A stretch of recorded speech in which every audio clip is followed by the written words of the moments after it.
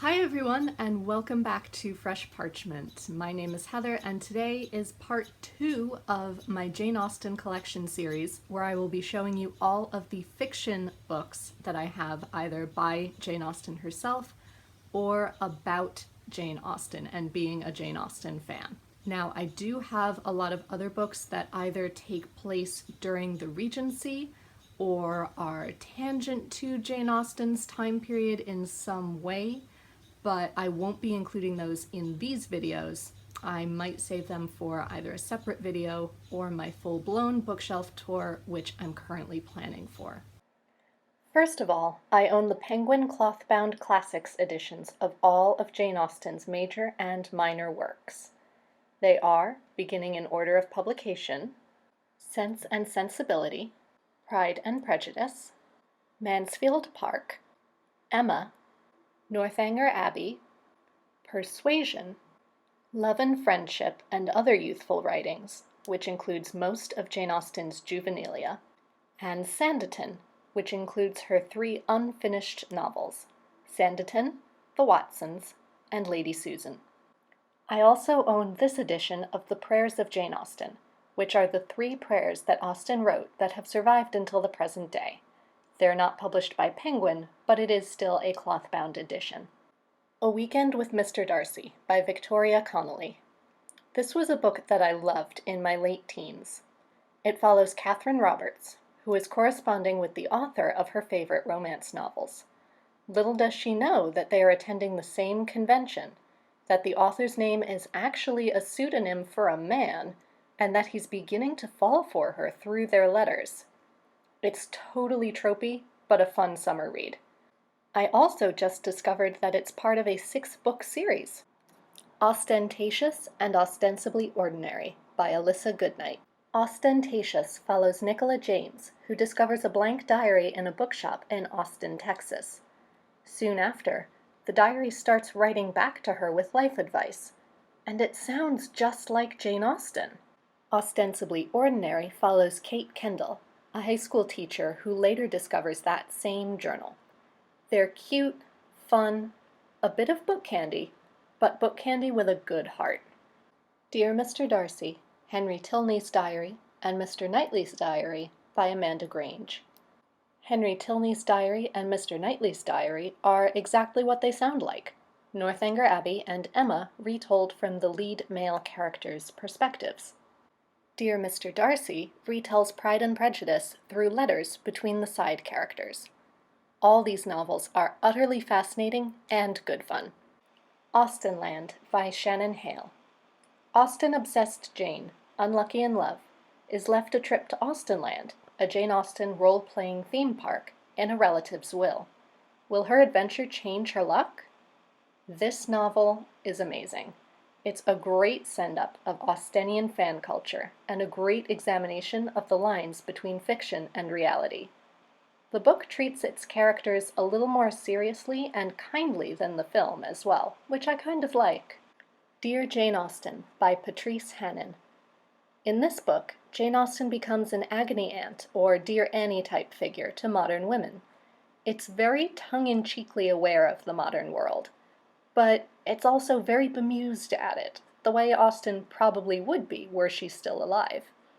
I also found this book to be a reminder to use Austen's books as the grounding pieces of advice that they are, no matter what the century. Death Comes to Pemberley by P.D. James. This mystery novel is a Pride and Prejudice sequel. It begins with Denny's murder, and the Darcy family is trying to discover how much Wickham is involved. I found it good fun and a great mystery. Jane Austen made me do it. This is a collection of short stories by famous Austenian authors, like Carrie Bebris, Stephanie Barron, Amanda Grange, etc. Some are modern interpretations of the novels. Some are modern responses, like Mr. Darcy being appalled at the ultra-sexy spin-off books, and some are Regency set stories. All are wonderful, written with love and reverence. The Darcys Give a Ball by Elizabeth Newark. This novel follows the Darcys years after their marriage, in which they hold a ball, where the second generation, i.e. the children, from all the novels meet.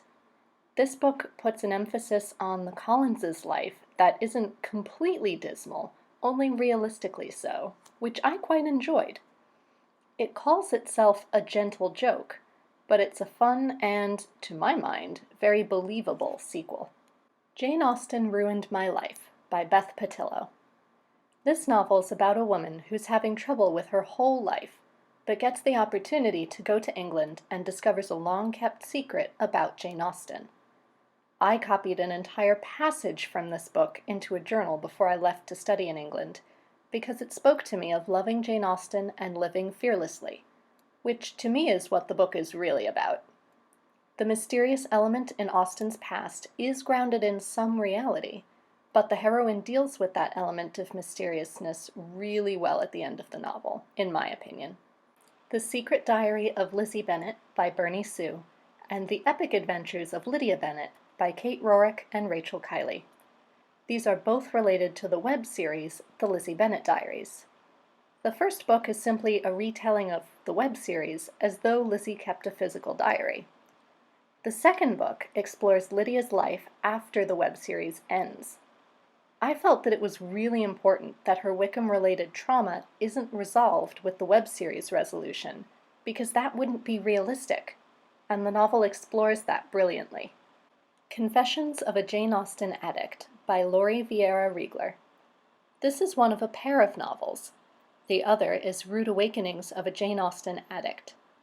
In this book, a modern woman from LA wakes up in the body of a Regency woman and has to adjust and navigate daily life based on what she knows from Jane Austen novels and adaptations. The sequel tells the story of the Regency woman who now finds herself in modern LA. I quite liked this book, but it has split opinions among Austen fans. The Fitzwilliam Darcy Gentleman Trilogy by Pamela Aden. This series retells Pride and Prejudice from Mr. Darcy's perspective. It draws a lot from the 1995 adaptation, but also gives a lot of life to his story too. Particularly loved his interactions with his valet. It is a trilogy composed of An Assembly Such as This, Duty and Desire, and These Three Remain. The Mr. and Mrs. Darcy Mysteries by Carrie Bebris. This series begins with Mr. and Mrs. Darcy's wedding breakfast and carries them on further adventures. The first book focuses solely on characters from Pride and Prejudice, but characters from Austen's other novels work their way into the subsequent mysteries. The first two books are a bit supernatural as well, but that element disappears from book 3 onwards.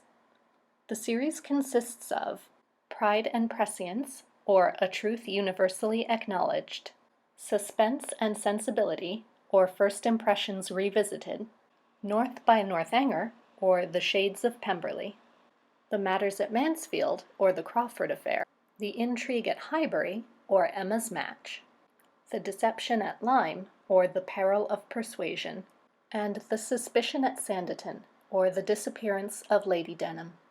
The Jane Austen Mysteries series by Stephanie Barron.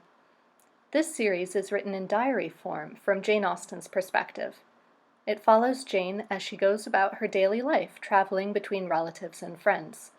But wherever she goes, someone is murdered, and Jane is the one to solve the mystery.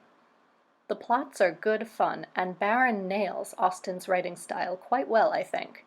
It is a long series, but the books so far are Jane and the Unpleasantness at Scargrave Manor, Jane and the Man of the Cloth, Jane and the Wandering Eye, Jane and the Genius of the Place, Jane and the Still-Room Maid, Jane and the Prisoner of Wool House, Jane and the Ghosts of Netley, Jane and His Lordship's Legacy, Jane and the Bark of Frailty, Jane and the Madness of Lord Byron, Jane and the Canterbury Tale, Jane and the 12 Days of Christmas, and Jane and the Waterloo Map. I also own 2 children's books that are Jane Austen based. The first is Goodnight, Mr. Darcy, a takeoff on Goodnight, Moon, and this Pride and Prejudice counting book. At first I thought they were kind of silly, but they do really retell the story of Pride and Prejudice pretty well, as you can see from these illustrations. And that's all, everyone. Thank you so much for watching. Stay tuned for part 3, where I will discuss Jane Austen film adaptations and other sundry items.